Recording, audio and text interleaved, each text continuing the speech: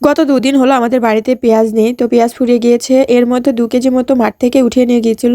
Just ২ দিনের মধ্যেই ফুরিয়ে গিয়েছে। তো এখন কি করব? তো ভাবছি যে আজকে মাঠে যতগুলো পেঁয়াজ আছে ওইগুলো উঠিয়ে নিয়ে আসবো। যেহেতু আমাদের বেছে, বেছে নিয়ে আসতে হবে। আর এখন এই যে মাঠ পরিষ্কার হয়ে যাচ্ছে আর এভাবে ছাগল নিয়ে সবাই বসে থাকছে।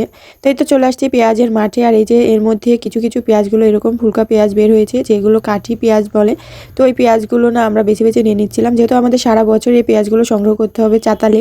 তো এই পেঁয়াজগুলো ওই পেঁয়াজগুলোর মধ্যে থাকলে নষ্ট হয়ে যাবে। আর এদিকে আমাদের পেঁয়াজও খাবার পেঁয়াজ ফুরিয়ে গিয়েছে।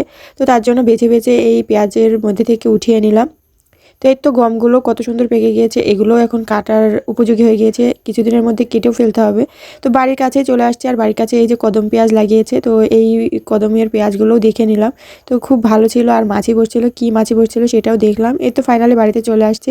আর এই তো পেঁয়াজগুলো ঢেলে নিয়েছি। এখন এই ঈদ পর্যন্ত এই পেঁয়াজগুলোই চালাতে হবে। আবার নাও যেতে পারে।